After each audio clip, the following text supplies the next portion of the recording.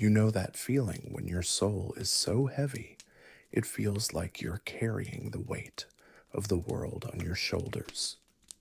Your mind won't stop racing, even though your body is exhausted beyond measure. You've tried everything to find peace, but nothing seems to work. The worry keeps creeping in, the stress keeps building, and you wonders if you'll ever feel truly at rest again. Tonight, I want to invite you into something different, something that goes deeper than just closing your eyes and hoping for sleep. We're going to explore what it means to find genuine rest in the presence of Jesus Christ, the one who promised to give rest to the weary and burdened. This isn't just sleep, though that's important too. This is about the kind of soul deep peace that can only come from the Prince of Peace himself. Before we dive in, I want you to know something. You don't have to carry whatever burden brought you here tonight. You don't have to figure everything out on your own. There's someone who sees your exhaustion, who knows your struggle, and who's been waiting for you to come to him just as you are. Tired, overwhelmed, maybe even broken. He's been there all along, ready to give rest the soul desperately craves. What I'm about to share with you isn't just theory or wishful thinking. These are truths that have sustained countless believers through their darkest nights and most overwhelming days. We're going to walk through scripture that speaks directly to the tired heart, discover practical ways to enter into God's rest, and learn how to let go of the things that keep us awake at night, worrying about tomorrow. Now, you might be thinking that this sounds too good to be true. Maybe you've been disappointed before by promises of peace that didn't deliver. Or perhaps you're wondering if God really cares about your sleepless nights and anxious thoughts. I understand those doubts, and we're going to address them head on because Jesus himself dealt with people who were skeptical, people who were desperate, and people who had given up hope. The beautiful thing about God's invitation to rest is that it doesn't depend on your performance or your ability to have perfect faith. It's an invitation extended to you right where you are, in whatever state you find yourself tonight. Whether you're a seasoned believer who's going through a particularly difficult season, or someone who's not sure what they believe but is desperate enough to try anything, this message is for you. Throughout history, God's people have faced sleepless nights. David wrote many of his psalms during times when anxiety and fear kept him awake. Jesus himself experienced the full range of human emotions and physical exhaustion. The Apostle Paul knew what it was like to have his mind racing with concerns for the churches he'd planted. These weren't people who lived charmed lives free from worry. They were real people who discovered something profound about finding rest in the midst of life's storms. What sets apart the rest that Jesus offers from everything else you might have tried is its source. This isn't about positive thinking or meditation techniques, though those things might have their place. This is about tapping into a peace that comes from knowing you're held by someone bigger than your circumstances. It's about discovering that your Heavenly Father is awake, even when you watching can't sleep over you, with the kind of love that never fails or grows tired.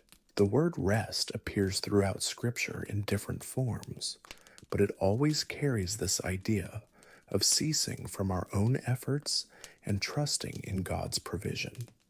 When Jesus said, "Come to me, all you who are weary and burdened, and I will give you rest," he wasn't just talking about a quick nap.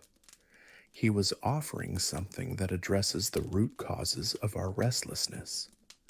the guilt that keeps us tossing and turning, the fear about what tomorrow might bring, the regret over what we did or didn't do yesterday.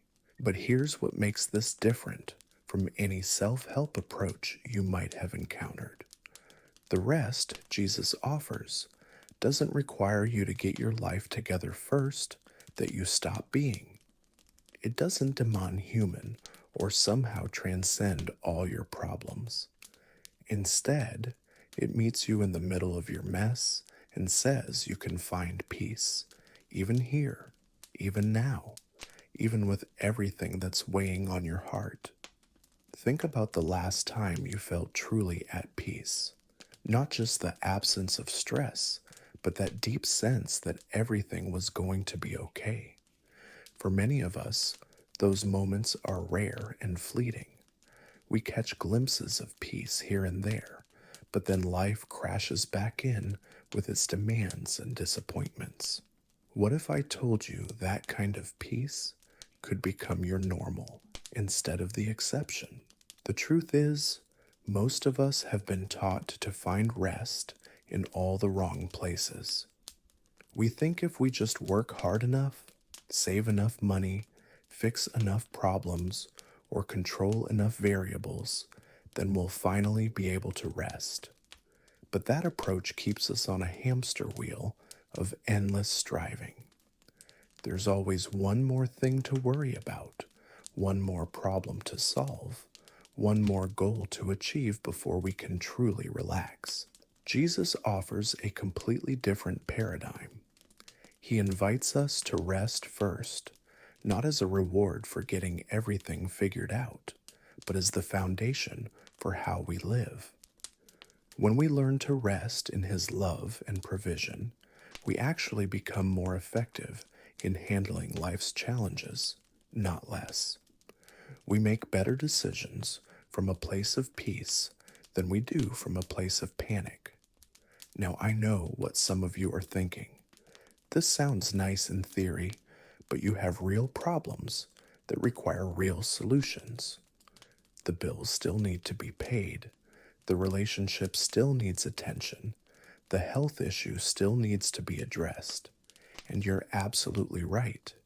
Finding rest in Jesus doesn't mean becoming passive or irresponsible. It means learning to carry your responsibilities without letting them carry you. There's a difference between being concerned about something and being consumed by it. There's a difference between taking action when you can and losing sleep over things beyond your control. The rest Jesus offers doesn't eliminate challenges from your life, but it changes your relationship to those challenges. You learn to distinguish between what's yours to handle and what belongs to God. This is where many well-meaning people get confused about biblical rest. They think it means never feeling anxious or never facing difficulties. But even Jesus wept when his friend died. Even David cried out to God in distress. Even Paul asked for prayer during his hardships. The difference is they knew where to take their burdens. They understood that feeling overwhelmed wasn't a sign of spiritual failure, but an invitation to draw closer to their source of strength. What we're going to explore together is how to develop this same kind of relationship with rest. How to recognize when you're carrying burdens that were never meant for your shoulders. How to distinguish between productive concern and destructive worry. How to sleep peacefully even when circumstances aren't perfect. How to wake up refreshed rather than already dreading the day ahead. The journey toward true rest isn't always easy, especially if you've spent years training yourself to be hypervigilant or constantly anxious. Your nervous system might be so accustomed to stress that peace actually feels uncomfortable at first. That's normal, and it's something we can work through together. Learning to rest is like learning any new skill. It takes practice, patience, and grace for yourself when you don't get it right immediately. But here's the amazing thing about God's character. He's not frustrated with your learning curve. He's not tapping his foot waiting for you to hurry up and find peace already. He's infinitely patient with your process, celebrating every small step you take toward trusting him more fully. He knows that real transformation takes time, and he's committed to walking with you through every part of the journey. What I want you to understand before we go any deeper is that this isn't about earning God's love or proving your worth through your ability to rest. You don't have to become a perfect example of peace before God will help you. He's already helped you by sending Jesus to carry the ultimate burden of your sin and shame. The rest we're talking about flows from that finished work, not from your performance. Some of you might be carrying guilt about your inability to trust God more completely. You might feel like your anxiety or sleeplessness somehow disappoints him. But remember, Jesus himself experienced the full range of human emotions and physical limitations. He understands what it's like to feel overwhelmed by the weight of responsibility. He knows what it's like to need time away to recharge and reconnect with the Father. The invitation to rest with Jesus isn't about adding another item to your spiritual to-do list. It's about discovering that you're already loved, already accepted, already valued beyond measure. From that secure foundation, rest becomes possible even in imperfect circumstances. You learn to trust not in your ability to handle everything perfectly, but in God's ability to work all things together for good. As we continue this exploration together, I want you to know that whatever brought you to this moment tonight, you're exactly where you need to be. God has been orchestrating circumstances to bring you to this place of recognizing your need for true rest. He's not surprised by your exhaustion or disappointed by your struggles. Instead, he sees them as opportunities to demonstrate his faithfulness and love in new ways. The question isn't whether you deserve rest or whether you've earned the right to peace. The question is whether you're willing to receive what's already been freely offered to you. Tonight, as we journey deeper into understanding what it means to rest with Jesus, I want to address some of the barriers that might be keeping you from experiencing the fullness of God's peace. One of the biggest obstacles to rest is the voice in our heads that never stops talking. You know the one I'm talking about. It's the internal narrator that replays every mistake you've ever made, rehearses every possible thing that could go wrong tomorrow, and provides running commentary on why you're not good enough, smart enough, or strong enough to handle what life is throwing at you. This voice is relentless. It wakes up before you do and works overtime to keep you awake at night. It masquerades as helpful preparation or necessary vigilance, but really it's just fear dressed up as productivity. It convinces you that if you just think about your problems hard enough, long enough, somehow you'll think your way out of them. But here's what that voice doesn't want you to know. It's not actually trying to help you solve anything. Its only job is to keep you trapped in cycles of worry and self-doubt. It feeds on your attention and grows stronger every time you engage with its endless stream of what-ifs and should-haves. The more you listen to it, the louder it becomes, until it drowns out everything else, including the gentle voice of God calling you to rest. Jesus understood this dynamic perfectly. When he encountered people who were tormented by anxious thoughts, he didn't dismiss their concerns or tell them to just think positive thoughts. Instead, he addressed the root of their anxiety by helping them see their identity and security from God's perspective. He showed them that they were loved, valued, and cared for, regardless of their circumstances. Consider the woman who had been bleeding for 12 years. She had spent everything she had on doctors who couldn't help her. She was ritually unclean, socially isolated, and physically exhausted. The voice in her head probably told her she was cursed, forgotten, beyond help. But something inside her whispered that maybe, just maybe, if she could touch the edge of Jesus' garment, she might find healing. When she reached out in faith, Jesus didn't scold her for interrupting his journey or breaking social protocols. He stopped everything to acknowledge her, to speak peace over her situation, and to send her away whole. In that moment, the voice of condemnation was replaced by the voice of love. The narrative of hopelessness was rewritten as a story of restoration. This is the same Jesus who sees your exhaustion tonight. He sees the weight you're carrying, the battles you're fighting in your mind, the way you've been trying so hard to hold everything together. And his response isn't judgment or impatience. His response is the same as it was to that desperate woman 2,000 years ago. He stops what he's doing to give you his full attention. He speaks peace over your chaos. He invites you into wholeness. But receiving that peace requires something that goes against every instinct of our performance-driven culture. It requires surrender. Not the kind of surrender that means giving up or becoming passive, but the kind that means releasing your death grip on outcomes you can't control anyway.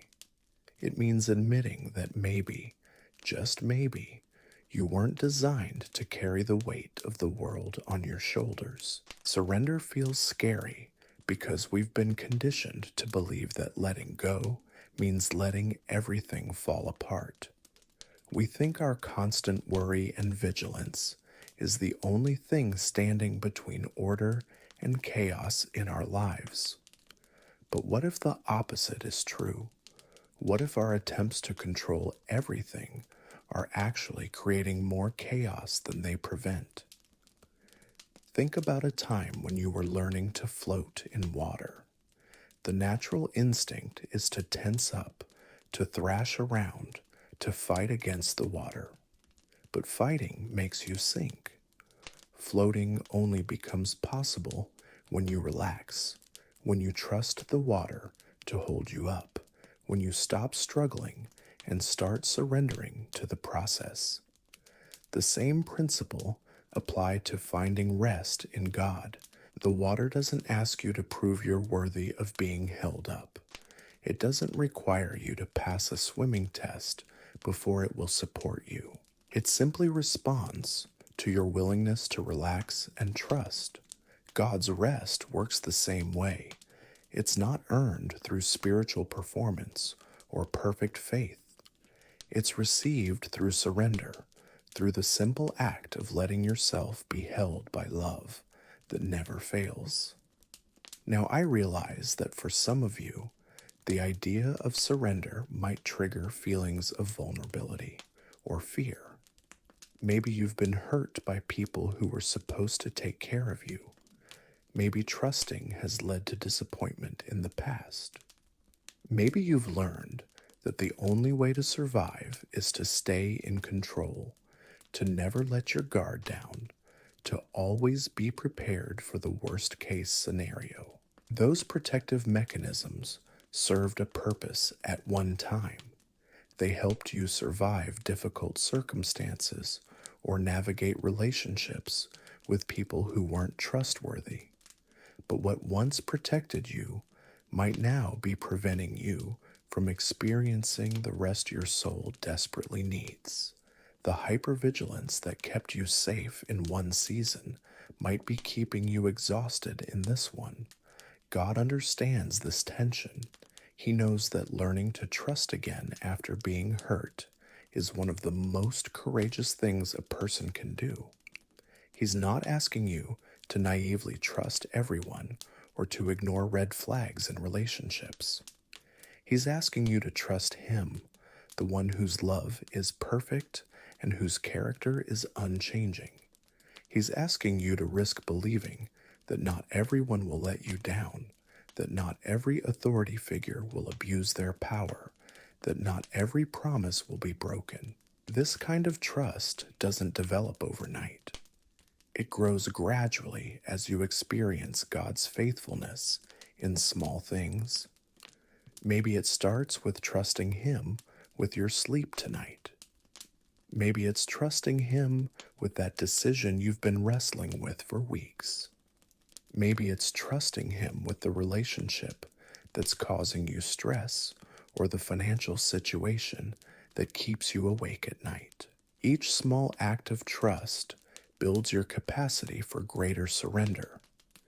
Each time you choose to release control and discover that the sky doesn't fall, you create new neural pathways that make peace more accessible. Your nervous system begins to learn that safety doesn't always require vigilance, that rest doesn't always lead to disaster, that letting go can actually create space for better outcomes than you could have engineered on your own. But let's be honest about something. Even as you're learning to trust God more fully, you're still going to face circumstances that trigger your old patterns of anxiety and control. You're still going to have days when the voice in your head is louder than the voice of peace. You're still going to encounter situations that make you want to revert to handling everything in your own strength. This doesn't mean you're failing at faith or that you're not making progress. It means you're human. Even the most spiritually mature people have moments when they forget what they know to be true about God's character and provision. Even those who've experienced God's faithfulness countless times still have to choose trust over fear on a daily basis. The key is developing what I call a rest response instead of a stress response.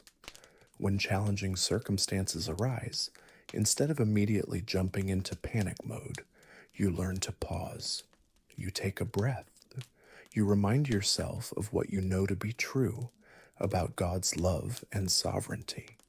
You consciously choose to respond from a place of trust rather than react from a place of fear.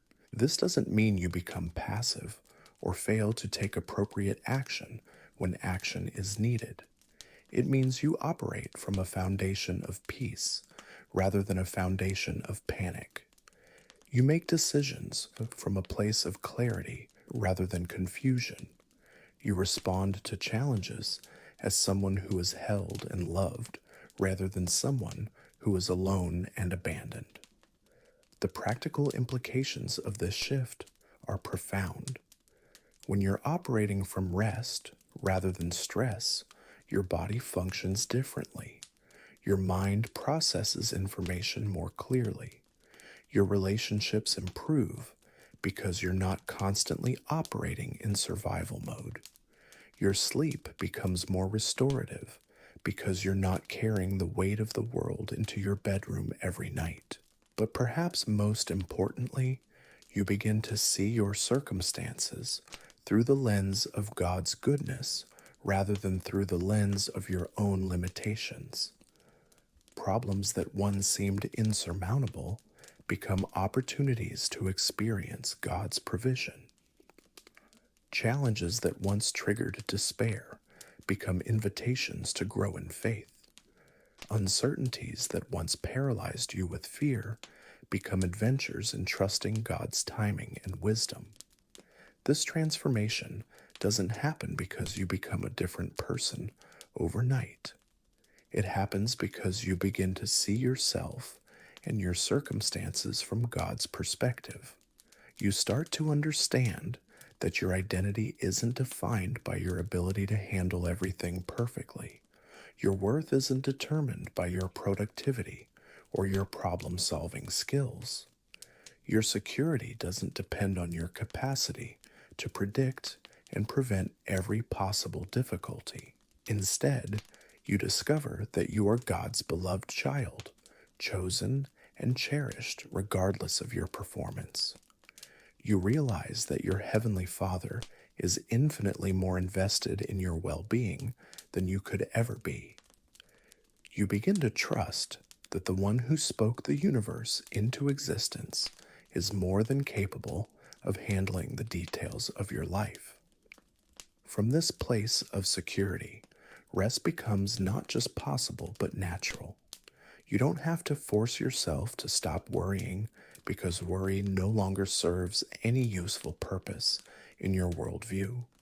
You don't have to work at trusting God because His trustworthiness becomes increasingly evident in every area of your life. You don't have to strive for peace because peace becomes the baseline from which you operate. Tonight, as we continue exploring what it means to find true rest with Jesus, I want you to consider which voices you've been listening to. Have you been more attentive to the voice of fear or the voice of love? Have you been responding to life from a place of scarcity or a place of abundance? Have you been carrying burdens that were never meant for your shoulders? The beautiful thing about this moment is that it represents a fresh start. Regardless of how you've been operating up until now, you have the opportunity to choose a different way forward. You can decide to release the illusion of control and step into the reality of God's care. You can trade your exhaustion for His rest, your anxiety for His peace, your striving for His grace. This isn't about pretending your problems don't exist or adopting some kind of spiritual bypassing that ignores real pain. The rest Jesus offers is actually more honest about the human condition than any other approach you'll find. It acknowledges that life is genuinely difficult, that suffering is real, that disappointment and loss are part of the human experience. But it also declares that these realities don't have the final word over your story. When Jesus walked this earth, He didn't avoid the broken places or the hurting people. He went straight toward them. He touched the lepers that society had cast out. He ate with the tax collectors that everyone despised. He showed compassion to the woman caught in adultery when others wanted to stone her. He wept with those who mourned and celebrated with those who rejoiced. This is the Jesus who understands your exhaustion tonight. He's not offering you a sanitized version of faith that requires you to pretend everything is fine when it's not. He's offering you a relationship that can hold space for your pain while simultaneously providing hope for your future. He's inviting you into a love that doesn't shy away from your questions, your doubts, or your moments of weakness. Consider the night before Jesus was crucified. He was in the Garden of Gethsemane, facing the most overwhelming circumstances imaginable.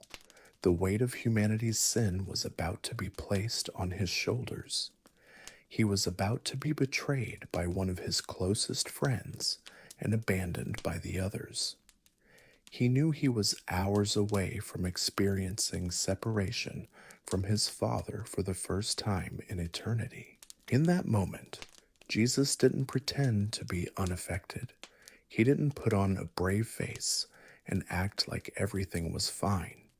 The scriptures tell us He was troubled and distressed. He fell on His face and prayed with such intensity that His sweat became like drops of blood. He asked if there was any other way to accomplish what needed to be done. But here's what's remarkable about that scene. Even in his deepest anguish, even when facing the most difficult circumstances anyone has ever faced, Jesus found his rest in surrendering to the Father's will. He moved from "let this cup pass from me" to "nevertheless, not my will, but yours be done." That surrender didn't eliminate his suffering, but it gave him the strength to endure what was coming. This is the pattern Jesus modeled for us. We can be honest about our struggles while simultaneously trusting in God's goodness. We can acknowledge our limitations while leaning on His unlimited resources. We can feel the full weight of our circumstances while resting in the knowledge that we're not carrying them alone. The disciples who witnessed Jesus in the garden learned something profound that night about what it means to find rest in the midst of turmoil. They watched their leader face the ultimate test of faith and choose surrender over self-preservation. They saw him demonstrate that rest isn't the absence of difficulty, but the presence of God in the midst of difficulty. Years later, these same disciples would face their own overwhelming circumstances. They would be imprisoned for their faith, beaten for their beliefs, and eventually martyred for their message. But they had learned from Jesus how to find peace that surpasses understanding even in the most challenging situations. They had discovered a source of rest that external circumstances couldn't touch. This is the inheritance Jesus left for all who would follow him. Not a promise that life would be easy, but a guarantee that we would never face our difficulties alone. Not an assurance that we would never feel overwhelmed, but a provision for supernatural peace in the midst of overwhelming circumstances. Not a magic formula that eliminates all problems, but a relationship that transforms our relationship to our problems. The Apostle Paul understood this dynamic perfectly. He wrote about learning to be content in all circumstances, whether having plenty or facing need, whether being honored or being persecuted. He discovered the secret of drawing strength from Christ, regardless of external conditions. He found rest not by avoiding difficulties, but by experiencing God's grace in the midst of them. Paul are filled with references as letters to his struggles. He wrote about being pressed on every side, but not crushed, perplexed, but not in despair, persecuted, but not abandoned, struck down, but not destroyed. He was honest about his weaknesses, because he had learned that God's strength is made perfect in weakness. He found rest, not by becoming invulnerable, but by discovering that his vulnerability was actually a gateway to experiencing God's power. This perspective revolutionizes how we approach our own struggles. Instead of seeing our limitations as evidence that we're failing, we can view them as opportunities to experience God's sufficiency. Instead of hiding our weaknesses out of shame, we can acknowledge them as places where God's grace can be most clearly demonstrated. Instead of exhausting ourselves trying to appear strong, we can find rest in being honest about our need for help. But here's where many people get stuck. They understand intellectually that God wants to help them, but they struggle to actually receive that help. They believe in theory that Jesus offers rest, but they can't seem to access it practically. They know the scriptures about casting their cares on God, but they keep picking up their burdens and carrying them again.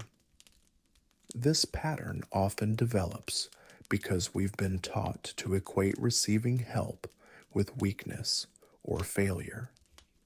We've internalized messages that tell us we should be able to handle everything on our own. We've bought into cultural narratives that celebrate self-reliance and independence above all else. The idea of actually depending on someone else, even God, feels foreign or uncomfortable, or perhaps we've had experiences where asking for help led to disappointment. Maybe people made promises they didn't keep. Maybe authority figures in your life used your vulnerability against you. Maybe you learned early that trusting others often leads to hurt. These experiences create defensive patterns that make it difficult to receive even God's perfect love and care. God understands these barriers, and He's incredibly patient with our process of learning to receive His rest. He doesn't condemn us for our struggles with trust or our tendency to revert to self-reliance.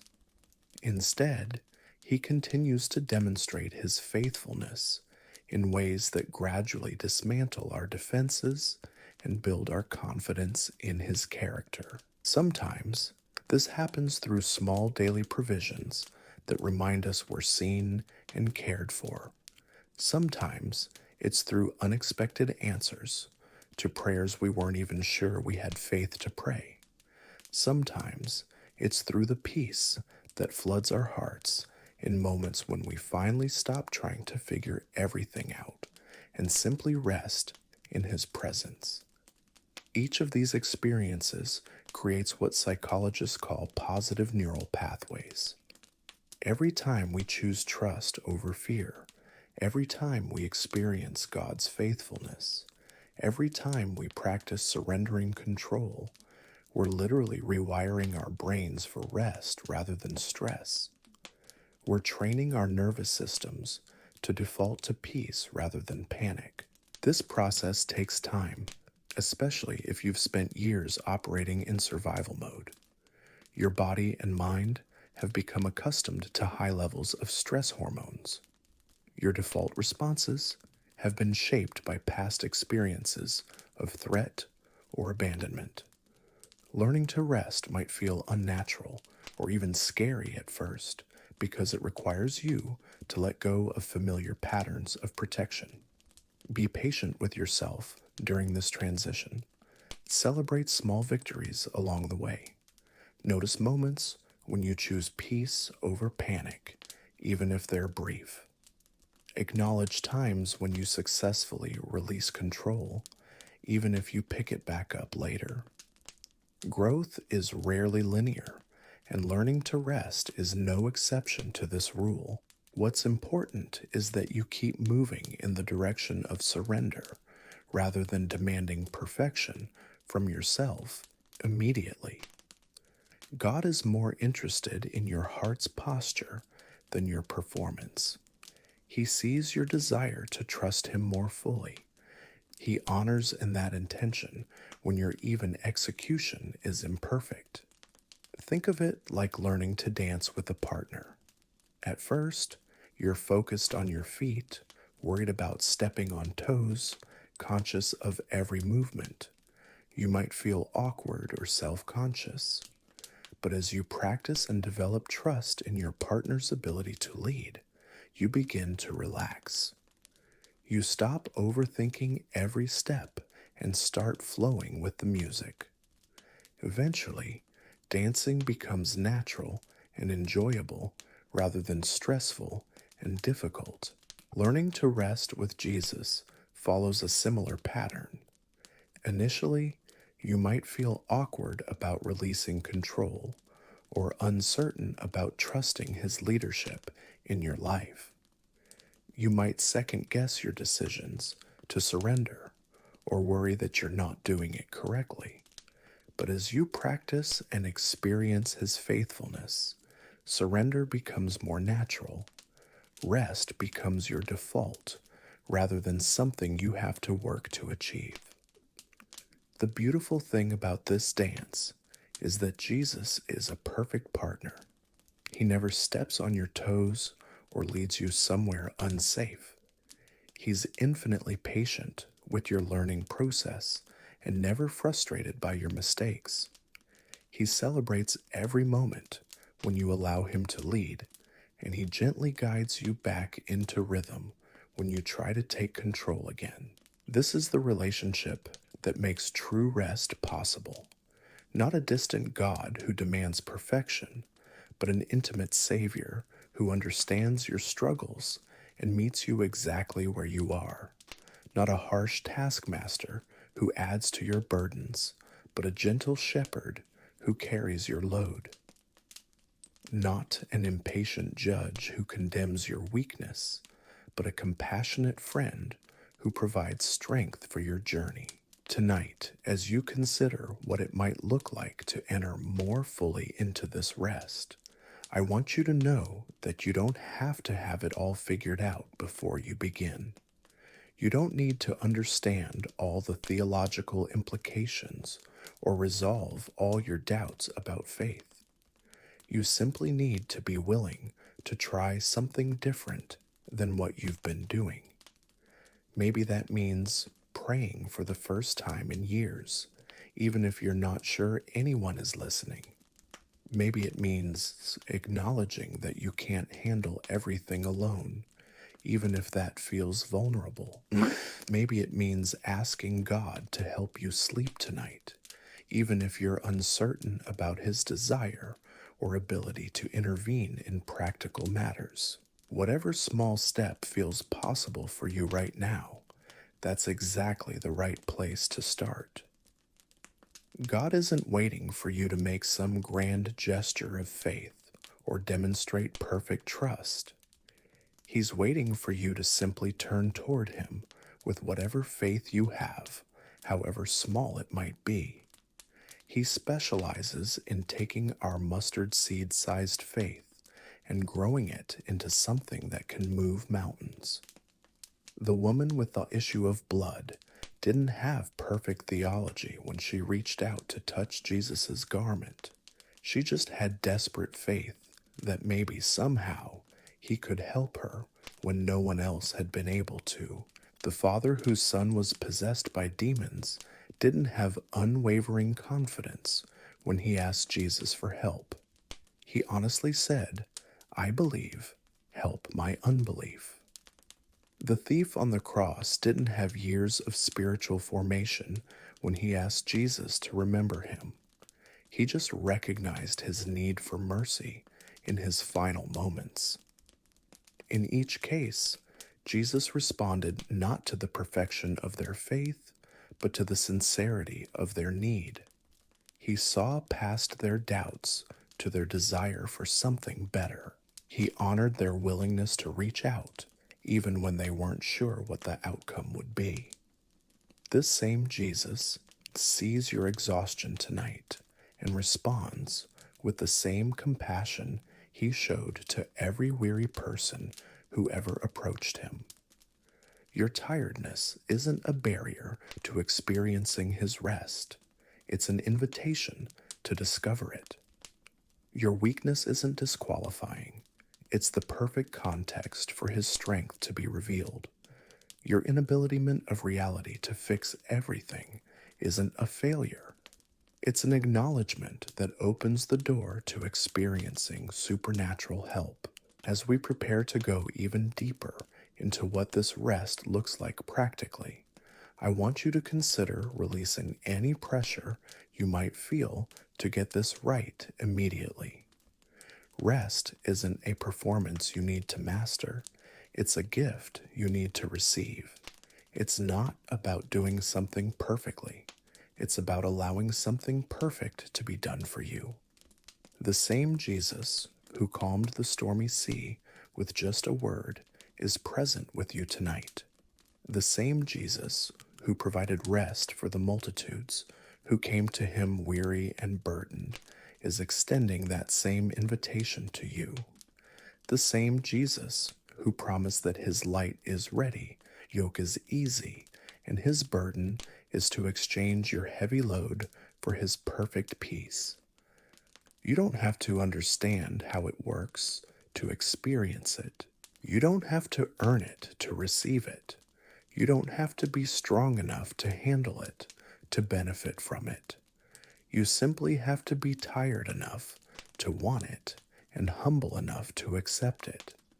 And if you've made it this far in our conversation tonight, you're clearly both. The invitation to rest isn't complicated, but it does require us to unlearn some deeply ingrained habits of thinking and being.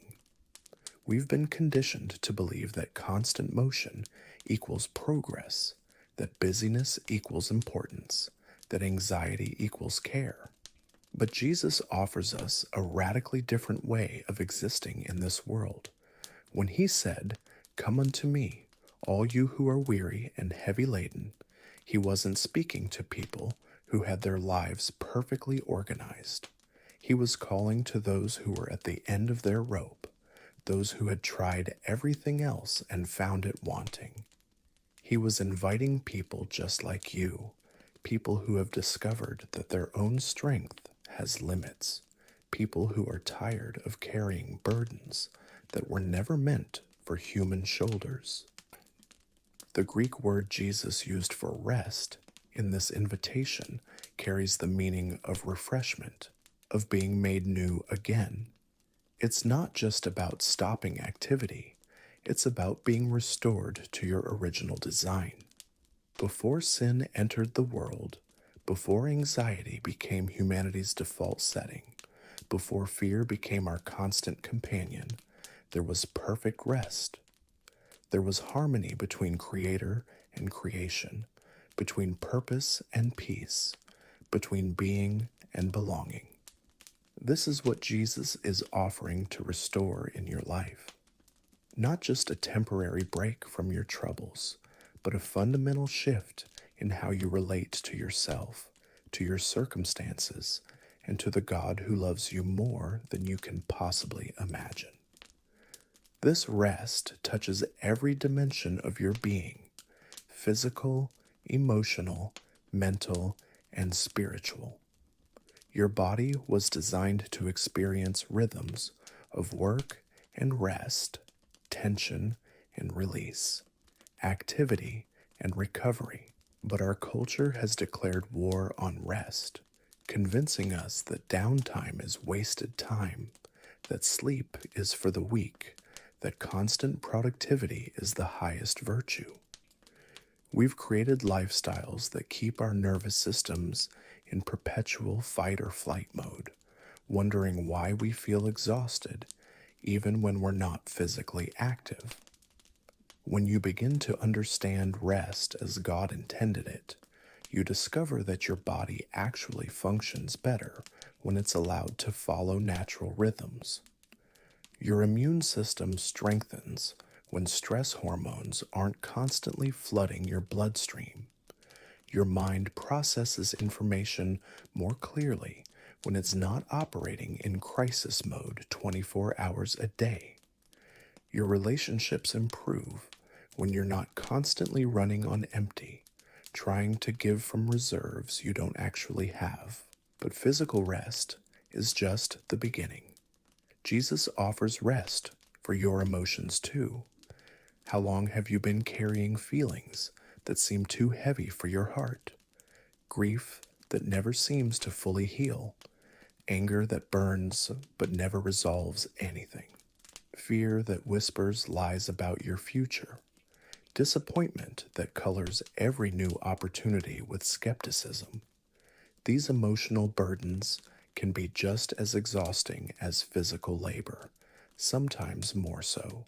The beautiful thing about bringing your emotions to Jesus is that he doesn't minimize them or rush you through them. He doesn't tell you to just get over it or think positive thoughts. Instead, he creates space for you to feel what you're feeling while simultaneously reminding you that your feelings don't define your reality. Your emotions are valid, but they're not infallible. They're informative, but they're not always accurate. When David wrote the Psalms, he didn't edit out his raw emotions to make them more palatable. He brought his anger, his confusion, his desperation, and his joy directly to God. He complained, he questioned, he even accused God of forgetting him. But notice what happened in most of those Psalms. David would start in a place of distress and end in a place of trust. Not because he talked himself out of his feelings, but because he processed them in the presence of someone who could handle them. This is what emotional rest looks like. It's not the absence of difficult feelings, but the ability to experience them without being overwhelmed by them. It's knowing that your sadness doesn't disqualify you from joy, that your fear doesn't negate that your anger doesn't separate its protection you from divine love. You learn to hold your emotions with open hands rather than clenched fists, allowing them to flow through you rather than getting stuck inside you. Your mind also desperately needs the rest that only Jesus can provide. The average person has somewhere between 50 and 70,000 thoughts per day, and research suggests that about 80% of those thoughts are negative. That means your mind is processing tens of thousands of worry-filled, self-critical, or fearful thoughts every single day. No wonder you feel mentally exhausted. Mental rest doesn't mean your brain stops thinking. That would be impossible and unhealthy. Instead, it means learning to observe your thoughts rather than being controlled by them. It means developing the ability to distinguish between thoughts that are helpful and thoughts that are harmful. It means creating space between what you think and how you respond to those thoughts. The practice of bringing your thoughts captive to Christ isn't about suppressing or denying your mental processes. It's about evaluating them against the truth of who God says you are and what He says about your circumstances. When your mind tells you that you're not good enough, you can measure that against God's declaration that you are fearfully and wonderfully made. When anxiety whispers that everything is falling apart, you can remember that God works all things together for good for those who love Him. This process of mental rest develops over time as you consistently choose truth over lies, faith over fear, hope over despair. You begin to notice the difference between thoughts that come from your renewed mind and thoughts that originate from old patterns of insecurity or trauma. You develop what Scripture calls the mind of Christ, a way of thinking that aligns with heaven's perspective on your life and circumstances. Perhaps most importantly, Jesus offers rest for your spirit. This is the deepest level of exhaustion that many people carry, a soul weariness that comes from being disconnected from your true source of life and identity. You might be successful by worldly standards, accomplished in your career, surrounded by people who admire you, still feel an aching emptiness that nothing seems to fill. This spiritual exhaustion often manifests as a sense of meaninglessness, a feeling that you're going through the motions of life without really living. You might achieve goals that once excited you, only to discover that the satisfaction is temporary. You might accumulate possessions that were supposed to bring happiness, but find yourself still searching for something more. You might even engage in religious activities that feel hollow or performative rather than life-giving. The rest Jesus offers your spirit is the rest of knowing that you are exactly where you belong, doing exactly what you were created to do, loved exactly as you are. It's the deep peace that comes from understanding your identity as God's beloved child, rather than constantly trying to earn your worth through achievement or approval. It's the profound satisfaction of living from your design rather than against it. When your spirit finds rest in Christ, everything else begins to align. Your work becomes an expression of worship rather than a desperate attempt to prove your value. Your relationships become opportunities to give and receive love rather than transactions based on what others can do for you. Your challenges become adventures in faith rather than evidence that life is unfair or that God doesn't care.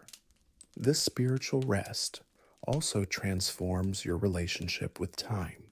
Instead of feeling like you're constantly behind, constantly rushing, constantly running out of time, you begin to experience what the Greeks called kairos time, moments pregnant with meaning and purpose. You discover that God's timing is perfect, even when it doesn't match your preferred schedule. You learn to trust His pacing for your life, rather than forcing everything to happen according to your timeline. But let's address something that might be troubling you as we talk about all these dimensions of rest. You might be thinking that this sounds wonderful in theory, but you're not sure it's realistic given your current circumstances. Maybe you're caring for aging parents while raising young children. Maybe you're working multiple jobs just to make ends meet. Maybe you're dealing with a chronic illness that requires constant attention.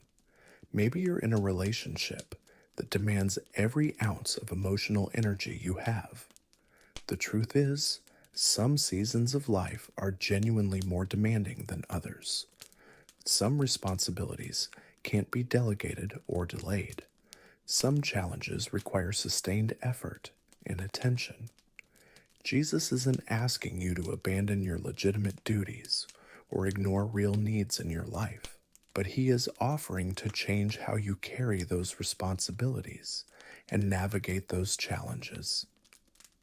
Think about the difference between carrying a heavy backpack with properly adjusted straps versus carrying that same weight in an awkward, unbalanced way. The weight might be identical, but the experience of carrying it is completely different. When you learn to rest in Christ, you're not necessarily reducing the load you carry, but you're learning to carry it in a way that doesn't destroy you in the process. This might mean learning to work from rest rather than working toward rest. Instead of telling yourself that you'll finally be able to relax once you finish everything on your list, you learn to approach your tasks from a foundation of peace. Instead of white-knuckling your way through difficult seasons, you discover how to draw strength from a source that never runs dry. It might mean learning to be present in each moment rather than constantly projecting into a future that may never arrive. When you're changing your third diaper of the morning, instead of mentally rehearsing everything else you need to accomplish that day, you can choose to be fully present with your child. When you're sitting in another doctor's appointment, instead of spiraling into worst-case scenarios, you can practice gratitude for medical care and treatment options. It might mean learning to find God in the mundane moments rather than waiting for dramatic spiritual experiences.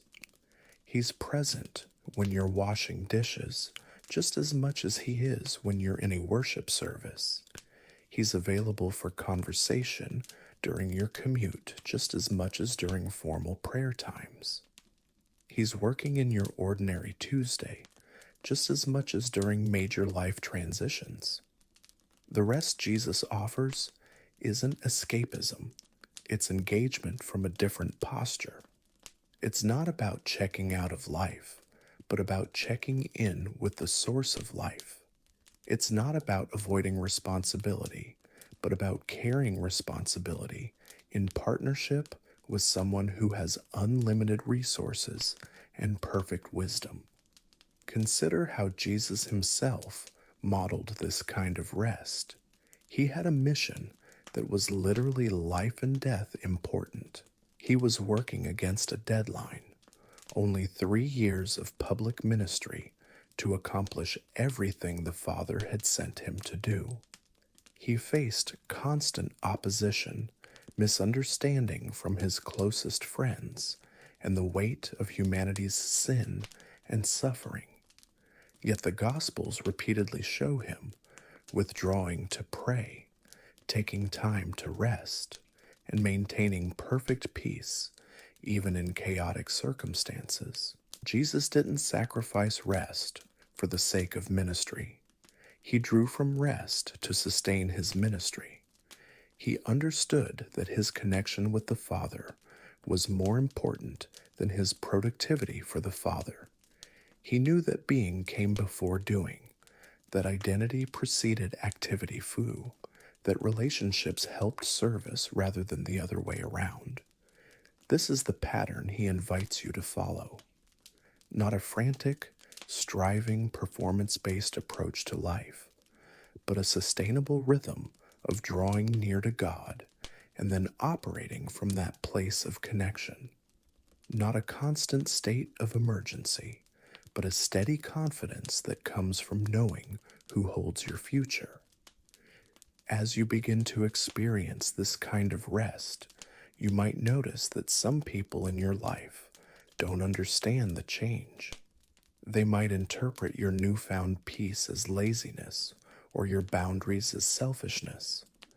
They might pressure you to return to the anxious, driven person you used to be because that version of you was more convenient for them to manipulate or control. This is where the rest Jesus offers requires courage. It takes bravery to live differently than the culture around you. It takes strength to maintain peace when everyone else is choosing engage panic. It takes wisdom to know when to with others' chaos and when to step back and protect your own heart and mind. But remember, Jesus faced this same dynamic. The religious leaders criticized him for eating with sinners, for healing on the Sabbath, for not conforming to their expectations of what a spiritual person should look like. His own family thought he was out of his mind. The crowds wanted to make him king when he performed miracles, but called for his crucifixion when he didn't meet their political expectations. Through it all, Jesus maintained his connection with the Father and operated from a place of divine rest rather than human approval. He knew who he was and whose he was, and that knowledge sustained him through every form of opposition and misunderstanding. This same security is available to you as you learn to find your identity and worth in God's love rather than in other people's opinions. The journey into rest isn't always comfortable, especially in the beginning. You might feel guilty when you're not constantly worrying about things beyond your control. You might feel selfish when you prioritize time with God over other people's demands on your schedule. You might feel vulnerable when you acknowledge that you can't handle everything in your own strength. These feelings are normal parts of the process. They indicate that you're breaking free from unhealthy patterns that have defined your life for years or even decades.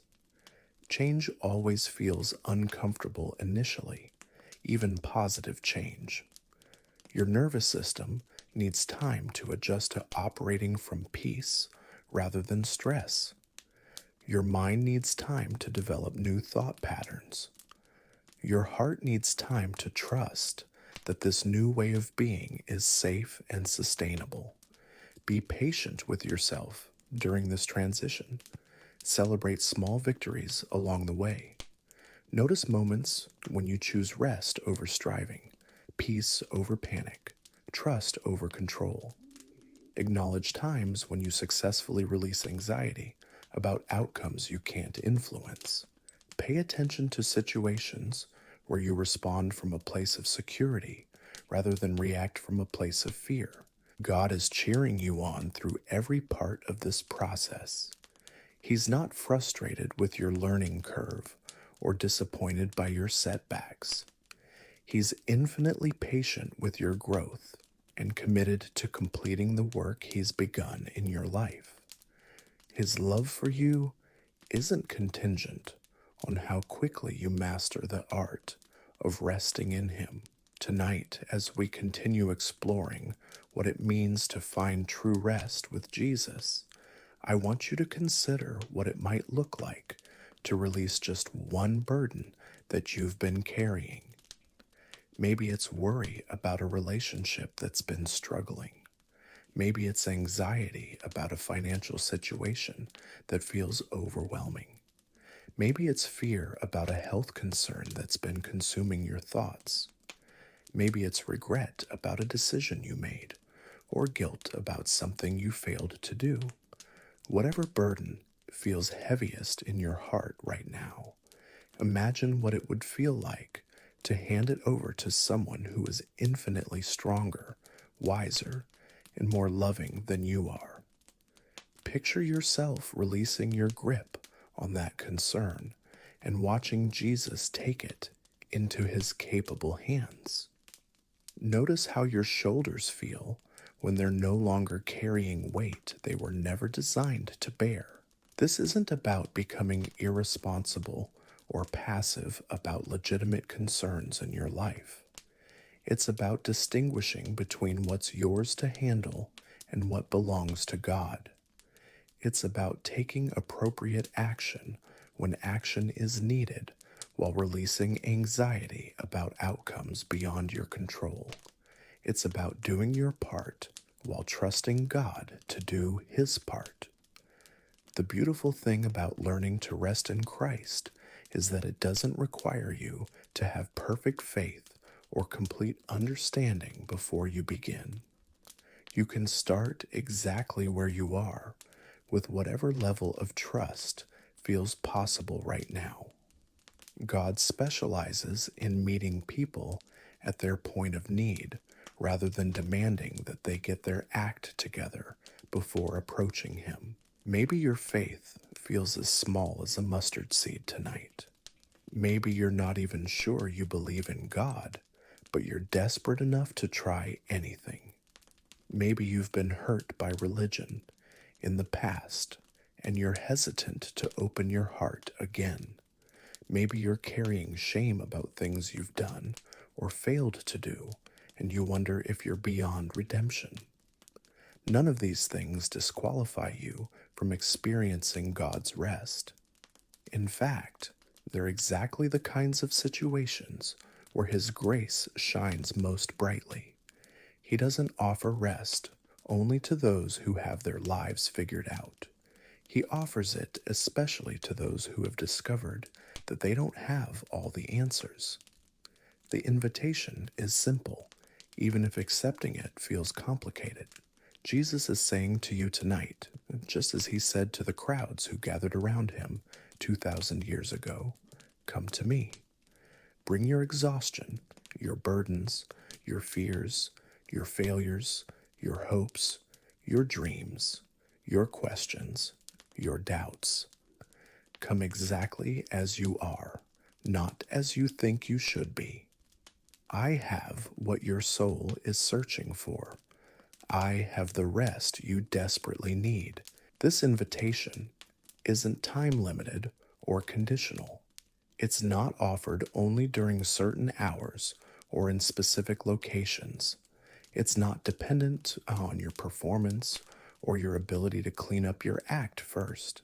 It's extended to you right now, in this moment, regardless of where you are or what you've done or how worthy you might unfeel.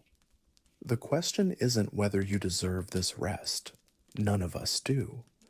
The question is whether you're willing to receive what's being freely offered to you. Are you ready to stop carrying burdens that are crushing you? Are you ready to discover that there's a better way to live than constant anxiety and striving. Are you ready to find out what it feels like to be truly at peace? As we move deeper into this understanding of rest, I want you to recognize something profound about how God sees your weariness tonight. He doesn't view your exhaustion as a character flaw or your inability to handle everything as a spiritual deficiency. Instead, he sees your tiredness as an honest acknowledgement of your humanity, and your reaching out for help as an act of faith, even if that faith feels fragile right now. There's something beautiful that happens when we stop pretending we have it all together. When we finally admit that we're not as strong as we've been trying to appear, we create space for God to demonstrate His strength in our weakness. When we acknowledge that we don't have all the answers, we position ourselves to receive His wisdom. When we confess that we can't control outcomes, we open our hands to receive His perfect provision. This process of honest admission isn't about self-deprecation or wallowing in our limitations. It's about accurately assessing our human condition so we can appropriately receive divine assistance. Think about it this way. You wouldn't ask for directions if you insisted you knew exactly where you were going. You wouldn't seek medical attention if you refused to acknowledge you were sick. Similarly, you can't fully receive God's rest until you honestly admit you need it. Many of us have been trained to hide our struggles, to put on a brave face, to act like we have everything under control even when we're drowning inside. We've learned to say, "I'm fine," when people ask how we're doing, even when we're anything but fine. We've perfected the art of looking put together on the outside while falling apart on the inside. But God sees through all of that.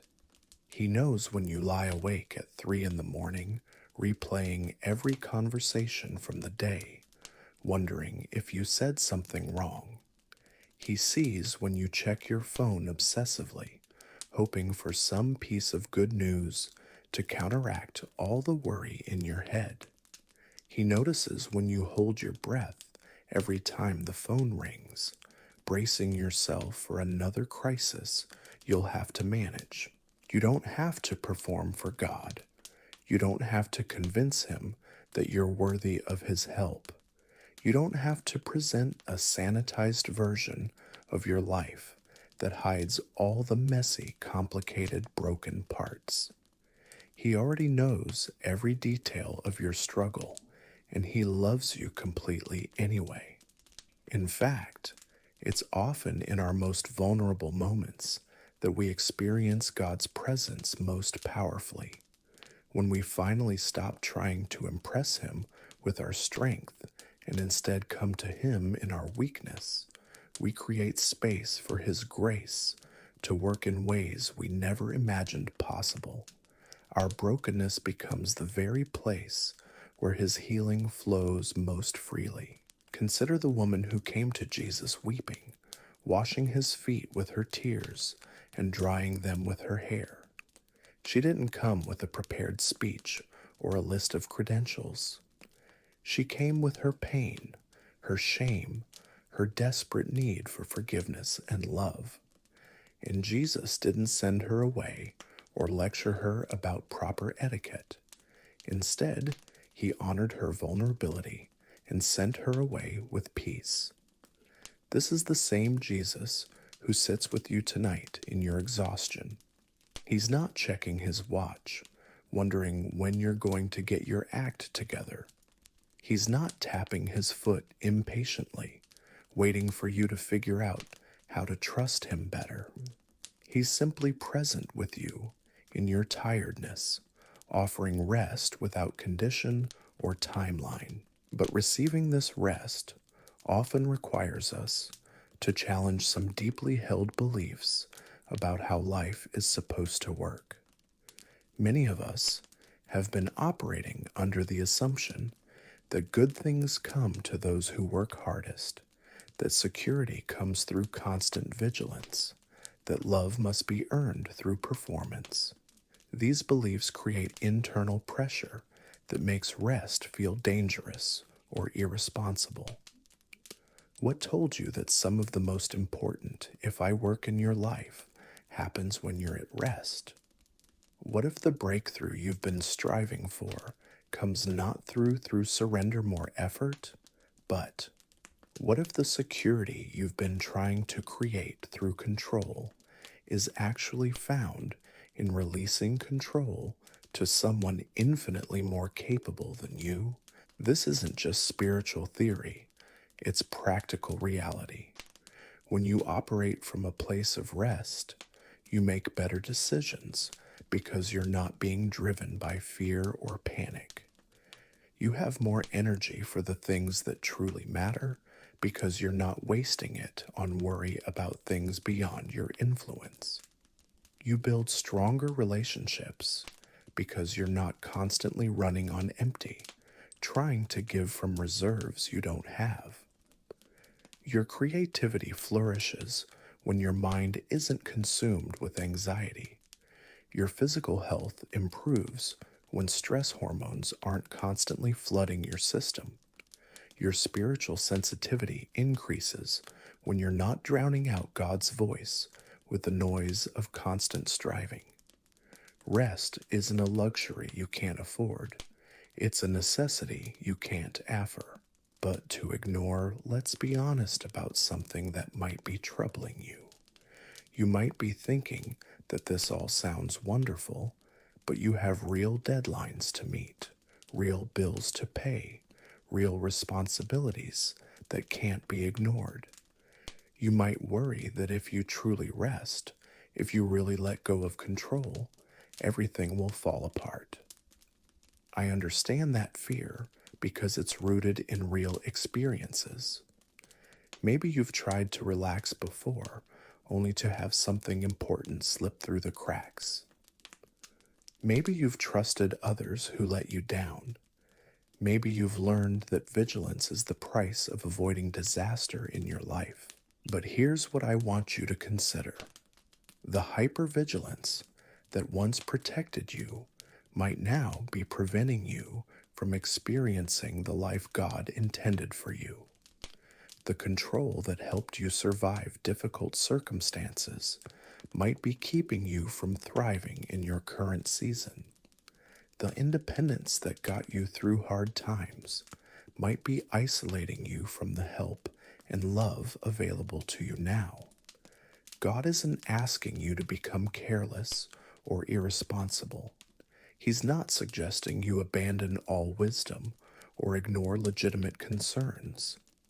Instead, He's inviting you to carry your responsibilities differently.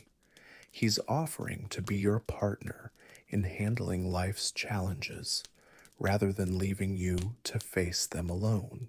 Think of it like this. Imagine you've been trying to move a piece of furniture that's too heavy for one person. You've been struggling, straining, exhausting yourself, trying to lift something that requires help. Now imagine a friend comes alongside you and says, "Here, let me help you carry that." You don't have to stop caring about getting the furniture moved. You just don't have to move it by yourself anymore. This is what partnership with God looks like. You don't become passive or uninvolved in your own life. Instead, you learn to work with infinite wisdom and unlimited strength. You still take action when action is needed, but you're no longer operating from a place of desperation or fear. You still care about outcomes, but you're not crushed when things don't go exactly according to your plan. When you truly understand this partnership, something shifts in how you approach each day. You wake up knowing you're not facing your challenges alone. You make decisions with access to wisdom that far exceeds your own understanding. You handle conflict with resources that don't depend on your natural temperament or energy level. You navigate uncertainty with a peace that doesn't make logical sense given your circumstances. This shift doesn't happen overnight, and it doesn't mean you'll never feel anxious or overwhelmed again. But it does mean those feelings don't have to control your life anymore. You learn to acknowledge anxiety without being consumed by it. You can feel overwhelmed without being paralyzed by it. You can face uncertainty without being destroyed by it. The key is learning to distinguish between what you feel and what you know to be true. Your emotions are valid and they provide important information, but they're not always accurate indicators of reality. Fear might tell you that everything is falling apart, but faith reminds you that God works all things together for good. Anxiety might whisper that you're not capable of handling what's coming, but truth declares that you can do all things through Christ who strengthens you. This doesn't mean you ignore your feelings or pretend they don't exist. It means you hold them lightly, rather than letting them dictate your responses. You can say, I notice I'm feeling anxious about this situation, and that's understandable given the unknowns involved. But I also know that God is faithful and that He's given me everything I need for whatever lies ahead. Learning to live from this place of grounded peace is like developing any other skill. It requires practice, patience, and grace for yourself when you don't get it right immediately. Some days you'll remember to rest in God's promises, and other days you'll find yourself reverting to old patterns of worry and control. Both are normal parts of the growth process. What matters is that you keep returning to rest as your home base. When you notice you've slipped back into anxiety, you don't have to stay there. You can gently redirect your thoughts toward truth. When you catch yourself trying to control outcomes beyond your influence, you can consciously release your grip and trust God's timing. When you realize you've been carrying burdens that aren't yours to bear, you can lay them down again. God is incredibly patient with this learning process. He doesn't condemn you for struggling or shame you for taking time to develop new patterns. He understands that unlearning years or decades of stress-driven living doesn't happen instantly. He celebrates every small step you take toward trusting Him more fully. Consider how a loving parent responds when their child is learning to walk. They don't criticize the toddler for falling down. They don't express frustration when progress is slow. Instead, they encourage every attempt, celebrate every small success, and provide gentle support when help is needed. This is how your Heavenly Father responds to your journey toward rest. He's not standing over you with a stopwatch, measuring how quickly you master the art of surrendering control. He's not comparing your progress to anyone else's spiritual journey. He's simply delighting in your willingness to learn, cheering you on through every stumble, and ready to catch you every time you fall. This divine patience creates a safe space for authentic growth. You don't have to pretend you're further along than you actually are. You don't have to hide your struggles or put on a spiritual performance. You can be honest about your doubts, your fears, your tendency to want to take control when things feel uncertain. This honesty actually accelerates your growth rather than hindering it. When you're real about your struggles, you position yourself to receive the specific help you need. When you're honest about your weaknesses, you create space for God's strength to be demonstrated. When you acknowledge your limitations, you open yourself to experiencing His unlimited resources. But perhaps most importantly, your authenticity gives others permission to be real about their own struggles. When people see that you don't have to be perfect to experience God's love and rest, it gives them hope that maybe they can find that same peace despite their own imperfections. Your journey toward rest becomes a gift, not just to yourself, but to everyone who witnesses your transformation. This is one of the beautiful mysteries of God's kingdom. He uses our weakness to demonstrate His strength, not just for our benefit, but for the encouragement of others who are walking similar paths. Your willingness to be vulnerable about your need for rest might be exactly what someone else needs to hear to give themselves permission to stop striving and start surrendering. As you continue learning to rest in Christ, you'll likely discover that it affects every area of your life in ways you didn't expect. Your relationships improve because you're not constantly trying to control other people's choices or fix their problems. Your work becomes more fulfilling because you're operating from your design rather than against it. Your health improves because you're not constantly flooded with stress hormones. You might find that decisions that used to torment you for weeks become clearer more quickly. Problems that used to send you into panic mode become opportunities to see God's faithfulness in action. Relationships that used to drain your energy become sources of joy and connection. Challenges that used to overwhelm you become adventures in trusting God's provision. This transformation doesn't happen because your circumstances become perfect, but because your relationship to those circumstances changes. You learn to see your life from God's perspective rather than from the limited viewpoint of your own fear and control. You begin to trust His timing even when it doesn't match your preferences. You develop confidence in His goodness even when you can't understand His methods. But let me address something that might be concerning you. You might worry that if you truly rest, if you really trust God with the details of your life, you'll become complacent or lose your edge. You might fear that peace will make you soft, or that surrendering control will make you ineffective. The reality is quite the opposite. When you operate from a place of rest, you actually become more effective, not less. You have access to wisdom that far exceeds your natural understanding. You can maintain perspective during challenging seasons because your security isn't dependent on temporary circumstances.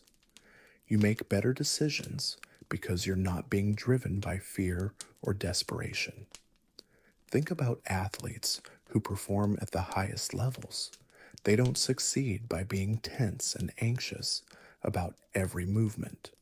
Instead, they train extensively and then perform from a place of relaxed confidence. They've prepared thoroughly, but when it's time to compete, they trust their preparation and allow their skills to flow naturally. This is similar to how rest works in the Christian life. You don't become passive or negligent about your responsibilities. Instead, you prepare thoroughly by staying connected to God through prayer, studying His Word, and cultivating intimacy with Him. Then, when challenges arise, you operate from that foundation of relationship rather than from panic or striving. The result is a kind of effortless effectiveness that looks supernatural to those who are still operating in their own strength. You find yourself saying and doing the right things at the right times, not because you've figured everything out, but because you're drawing from a source of wisdom that never runs dry. You navigate complex situations with grace and clarity, not because you're naturally gifted at conflict resolution, but because the Prince of Peace is guiding your responses. This doesn't mean life becomes easy or that you never face difficulties, but it does mean how you face those difficulties from a place of security rather than fear, with access to resources that far exceed your natural abilities. You learn to see challenges as opportunities for God to demonstrate His faithfulness rather than evidence that He's abandoned you. Tonight, as you consider what it might look like to enter more fully into this rest, I want you to know that you don't have to wait until you feel ready or until your circumstances improve. Rest isn't a reward for getting your life perfectly organized. It's the foundation from which you can begin to address whatever needs attention in your life. Maybe your marriage has been struggling and you've been exhausting yourself trying to fix everything that's wrong. Maybe your finances are tight and you've been losing sleep over how to make ends meet. Maybe your health hasn't been what you hoped and you've been wrestling with fear about the future. Maybe your children are going through difficult seasons and you've been carrying guilt about your parenting choices. Whatever burden feels heaviest tonight, consider what it would look like to approach it from a place of rest rather than panic.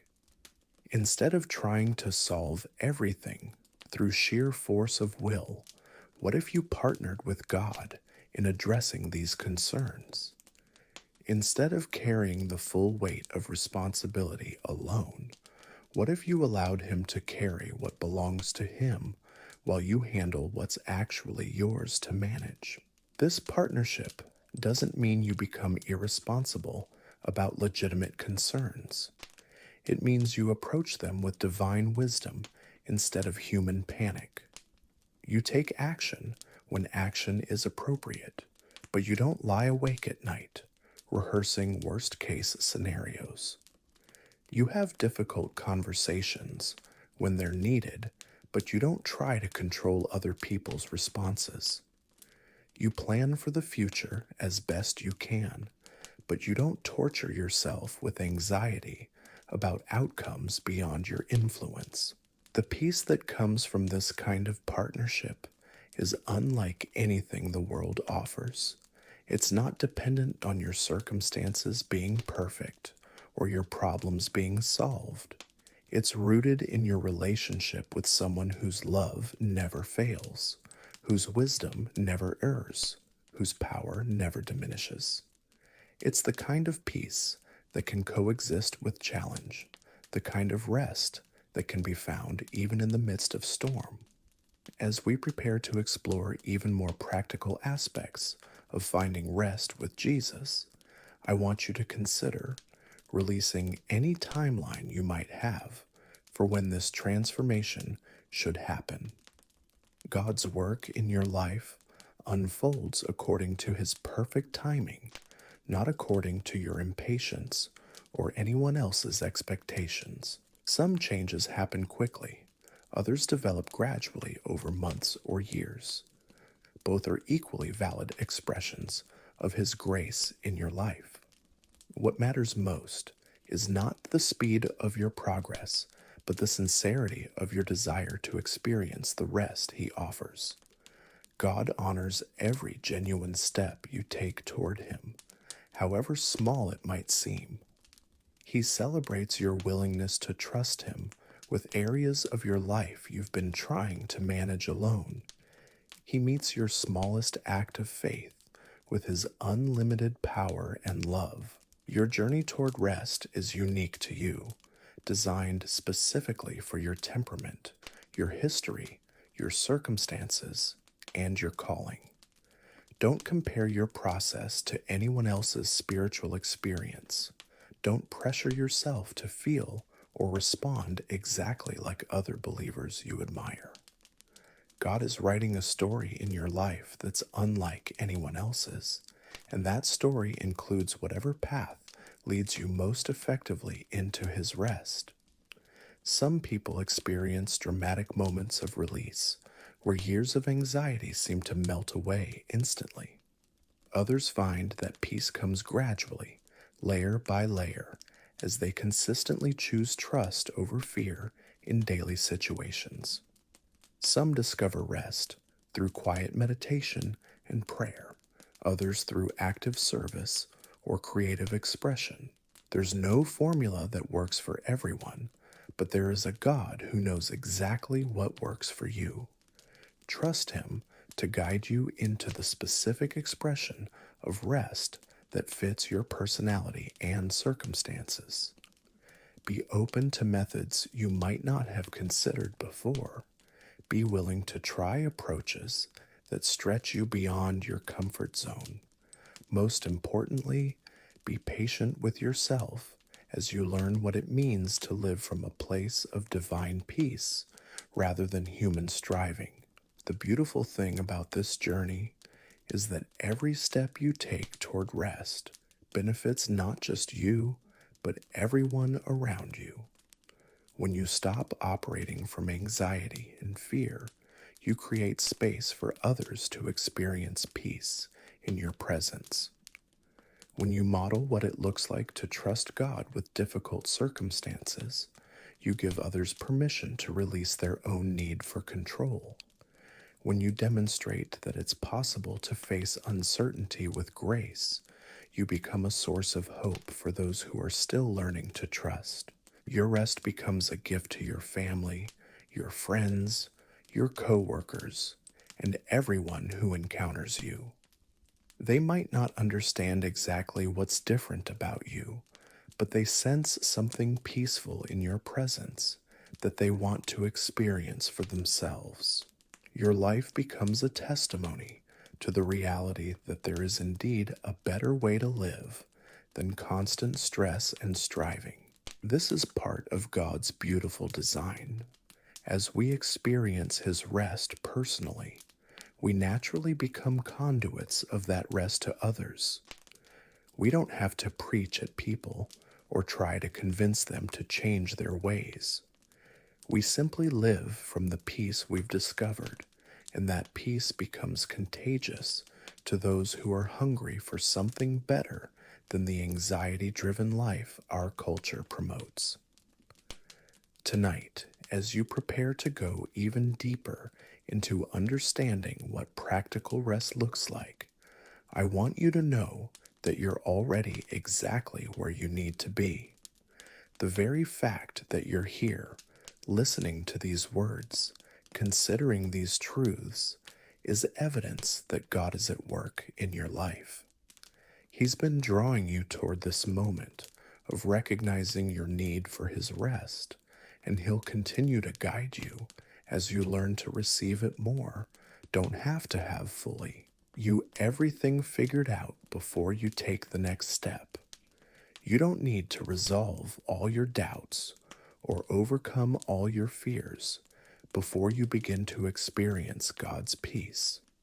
You simply need to be willing to try something different than what you've been doing, to open your heart to possibilities you might not have considered before, to trust that maybe, just maybe, there really is a better way to live than the exhaustion you've been carrying. The rest Jesus offers isn't just about getting better sleep tonight, though that might certainly be part of it.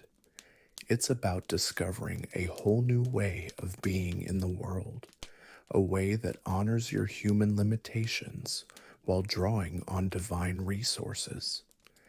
It's about learning to live from security rather than fear, from abundance rather than scarcity, from love rather than performance. This transformation touches every aspect of your existence: how you relate to yourself, how you connect with others, how you approach your work, how you handle challenges, how you make decisions, how you plan for the future. It's comprehensive and life-changing in the most beautiful ways imaginable. As we continue exploring what this looks like practically, remember that you're not alone in this journey. The same Holy Spirit who raised Jesus from the dead is available to help you learn to rest. The same God who created the universe with spoken words is attentive to your need for peace tonight. The same Savior who calmed storms with a word is present with you in whatever storm you might be facing. You are deeply loved, completely known, and fully accepted exactly as you are right now. Your tiredness doesn't disqualify you from God's love. It qualifies you for His rest. Your struggles don't distance you from His care. They invite you into deeper dependence on His strength. Your imperfections don't diminish your value. They create opportunities for His grace to be displayed in your life. Tonight, I want to share with you one of the most profound truths about finding rest in Jesus. It's not something you achieve through perfect faith or flawless spiritual discipline. It's something you receive through simple surrender, through the honest admission that you can't carry everything alone anymore. And the beautiful thing is, God has been waiting for exactly this moment when you would finally be ready to let Him help you. You see, there's something that happens in the spiritual realm when we finally stop pretending we have everything under control. When we cease the exhausting performance of trying to appear stronger than we actually are, we create space for authentic encounter with the God who sees us completely and loves us anyway. This isn't about becoming weak or giving up on your responsibilities. It's about discovering that true strength comes through connection with your Creator rather than through white-knuckling your way through life alone. Many people struggle with the concept of surrender because they've confused it with defeat. They think that admitting they need help is somehow shameful, or that asking for divine assistance means they've failed as human beings. But consider this perspective. Even the most capable, successful people in the world rely on countless systems and relationships they didn't create and can't control. You depend on oxygen you didn't manufacture, sunlight you didn't generate, and a heart that beats without your conscious direction. Recognizing your need for God's rest isn't an admission of inadequacy. It's an acknowledgement of reality. You were designed for relationship with your Creator, not for independent operation. When you try to function apart from that relationship, you're like a branch trying to survive after being cut off from the tree. You might maintain appearances for a while, but eventually, the disconnection will show in every area of your life. The exhaustion you're feeling tonight might actually be your soul's way of getting your attention. It might be the very thing God is using to draw you back to Himself, to remind you that you were never meant to navigate life's complexities without divine guidance and support. Your weariness isn't a punishment. It's an invitation to discover a better way of living. Think about how Jesus Himself modeled the rhythm of engagement and withdrawal. He would pour Himself out in ministry to crowds of people, healing the sick, teaching those who were hungry for truth, confronting systems of oppression and injustice. But then, regularly and deliberately, He would withdraw to solitary places to pray, to reconnect with the Father, to draw fresh strength for the next season of service. Jesus didn't withdraw because He was weak or because He was avoiding His responsibilities. He withdrew because He understood that sustainable ministry flows from sustained intimacy with God.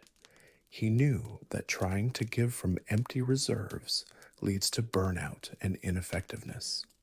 He demonstrated that even the Son of God needed rhythms of rest and renewal to function at his highest capacity. If Jesus, who was perfect in every way, needed regular times of rest and reconnection with the Father, how much more do we need these rhythms in our own lives? Yet our culture has somehow convinced us that rest is laziness, that withdrawal is weakness, that taking time to recharge is selfish or irresponsible. But what if the opposite is true? What if the most responsible thing you could do right now is to stop trying so hard and start trusting so deeply? What if the most loving thing you could do for the people in your life is to take care of your own soul so you have something authentic to offer them? What if the most productive thing you could do for your work is to approach it from a place of divine rest rather than human striving? This shift in perspective changes everything. Instead of viewing rest as time stolen from productivity, you begin to see it as an investment in sustainability. Instead of feeling guilty about your need for renewal, you recognize it as evidence of your humanity and an opportunity to experience God's faithfulness. Instead of apologizing for your limitations, you celebrate them as invitations to discover divine resources. When you operate from this understanding, you stop trying to be superhuman and start learning to be fully human in partnership with an unlimited God. You acknowledge that you have a finite amount of energy, wisdom, and emotional capacity, and that's perfectly okay because you're connected to an infinite source of all three. You don't have to stretch yourself beyond your design because you have access to resources that extend far beyond your personal reserves. This doesn't mean you become passive or stop taking initiative in your life.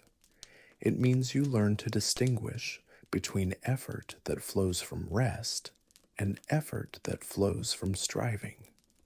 When you're operating from a place of divine connection, work feels different. Challenges become opportunities for God to demonstrate his faithfulness rather than threats to your security. Relationships become contexts for giving and receiving love rather than transactions based on what others can do for you.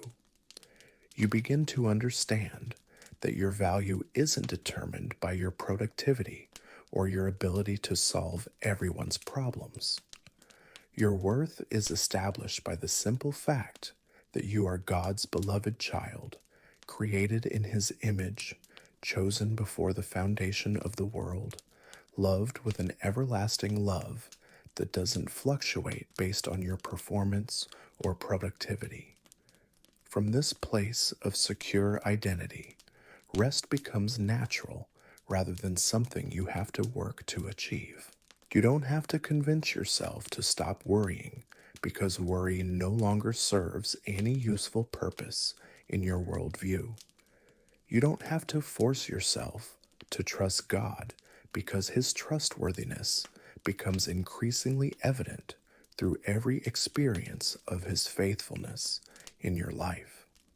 But let me address something that might be troubling you as you consider this invitation to rest. You might be wondering about the practical implications of surrender. If you really let go of control, if you truly trust God with the details of your life, what does that look like on a Tuesday morning when you have deadlines to meet and problems to solve? The beautiful thing about biblical rest is that it doesn't eliminate responsibility. It transforms how you carry responsibility. You still show up for work, but you do so knowing that your security doesn't depend on your job performance. You still care for your family, but you do so understanding that you're partnering with God in that care rather than carrying the full weight alone.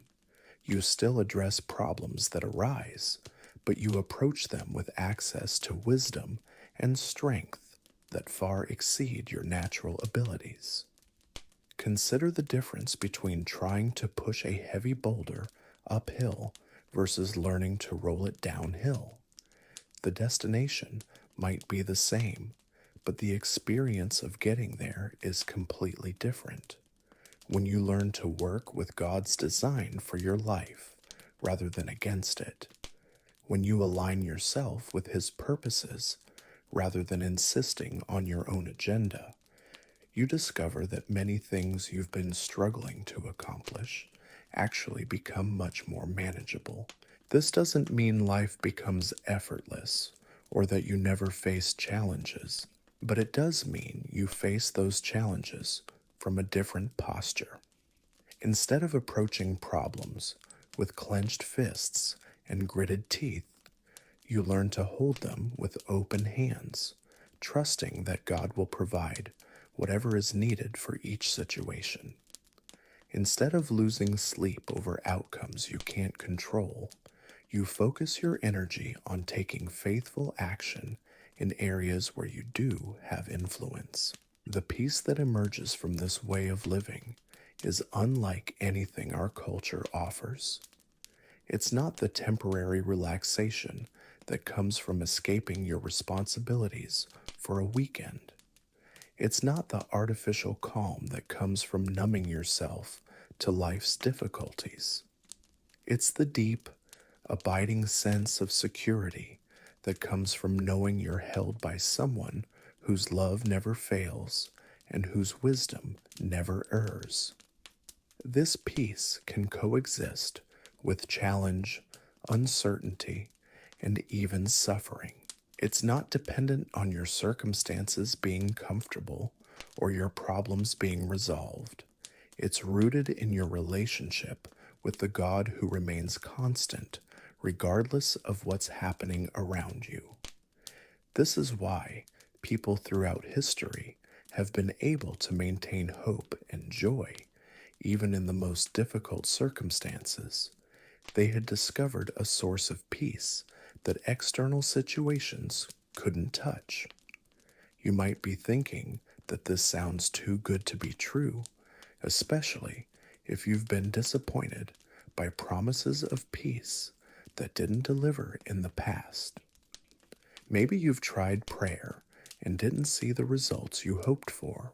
Maybe you've read self-help books that promised transformation but left you feeling more frustrated than before. Maybe you've attended religious services that felt empty or performative rather than life-giving. I understand those disappointments, and they're valid. But consider this possibility. Maybe those approaches fell short, not because God isn't faithful, but because they were focused on changing your circumstances rather than changing your relationship to your circumstances. Maybe they promised external solutions to internal problems, or maybe they offered human wisdom when what you really needed was divine perspective. The rest Jesus offers isn't about manipulating God to give you the life you think you want. It's about discovering that the life He has for you is better than anything you could have imagined for yourself. It's not about convincing Him to solve your problems according to your timeline. It's about trusting His timing and His methods, even when they don't match your preferences. This kind of faith requires a fundamental shift in how you view your relationship with God.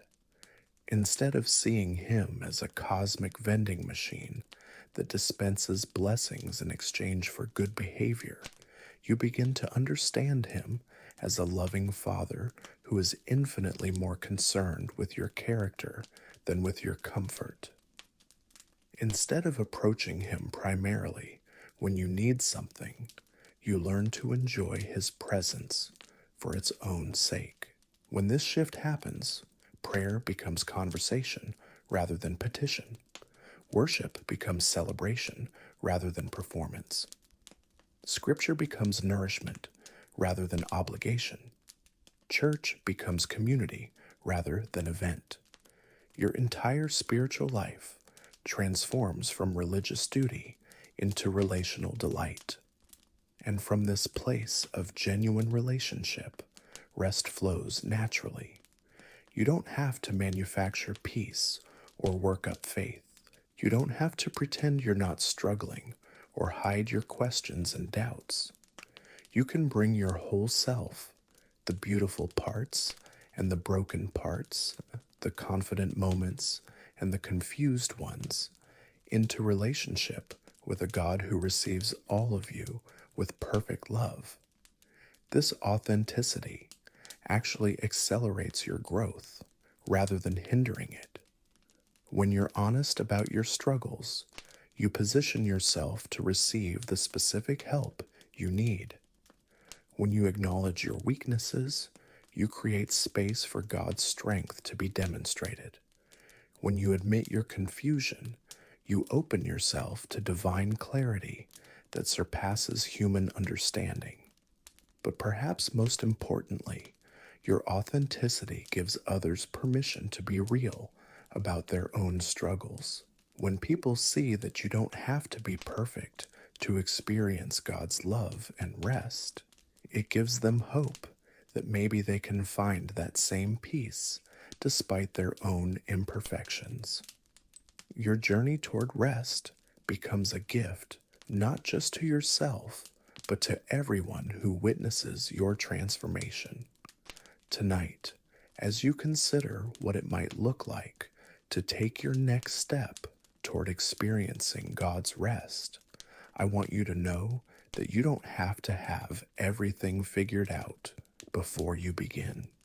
You don't need to understand all the theological implications or resolve all your doubts about faith. You don't have to clean up your act or get your life perfectly organized before God will help you. You simply need to be willing to try something different than what you've been doing.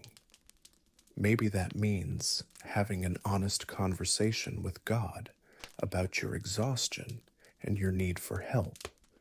Maybe it means acknowledging that you've been trying to carry burdens that were never meant for your shoulders. Maybe it means asking for the kind of rest that goes deeper than just getting better sleep. Whatever feels like the next right step for you, that's exactly where God wants to meet you. He's not waiting for you to become someone different before he'll offer you rest. He's extending that invitation to you right now, exactly as you are, tired and overwhelmed, and maybe a little skeptical about whether anything can really change.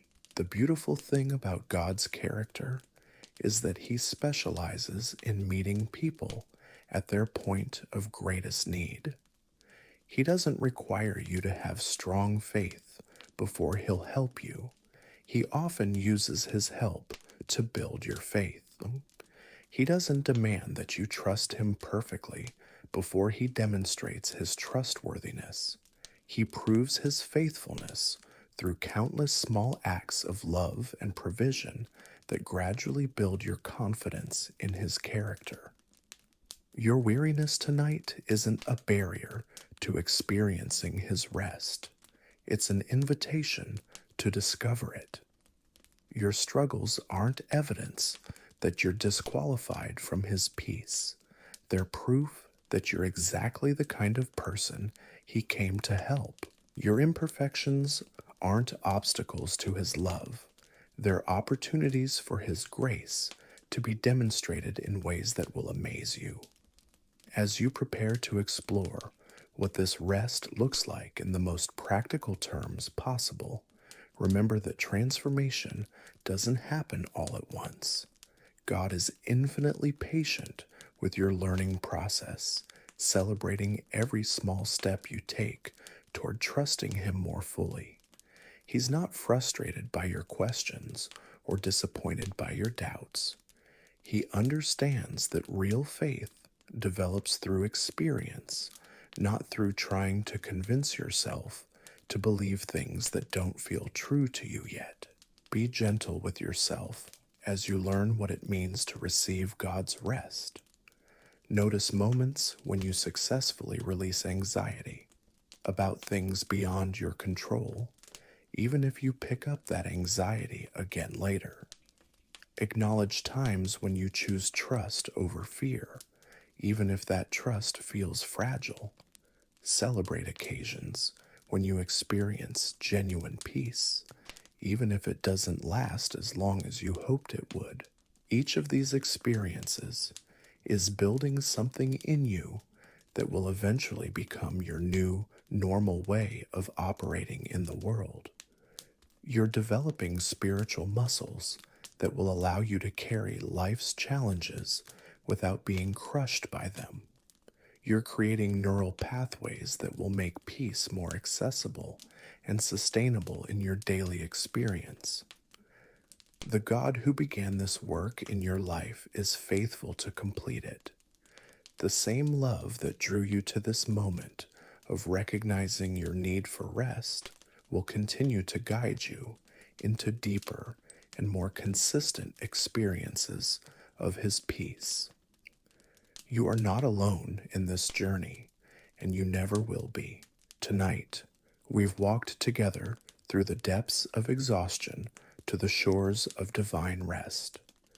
We've explored how the Prince of Peace offers something far beyond what this world promises, not just temporary relief from your burdens, but a complete transformation of how you carry them.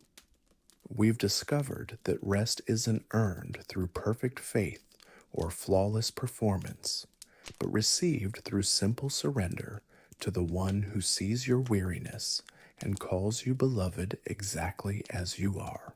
Your journey toward this rest doesn't end when this video stops playing.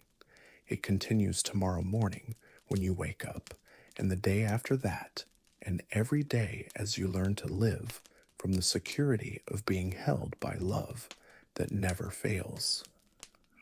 Some days, you'll remember these truths clearly, and other days, you'll need to be reminded all over again. Both are normal parts of growing into the peace God has for you. You don't have to carry the weight of the world on your shoulders anymore. You never had to.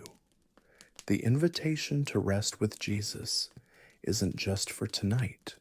It's for every sleepless moment, every anxious thought, every overwhelming circumstance you'll ever face. He's not going anywhere, and neither is His offer of perfect peace. So close your eyes now, knowing that you are deeply loved, completely seen, and safely held. Let yourself rest in the arms of the one who never grows weary of caring for you. Tomorrow will have its own challenges, but tonight you can finally let go and trust that everything you need will be provided by the God who neither slumbers nor sleeps. Rest well, beloved child of God. You are home.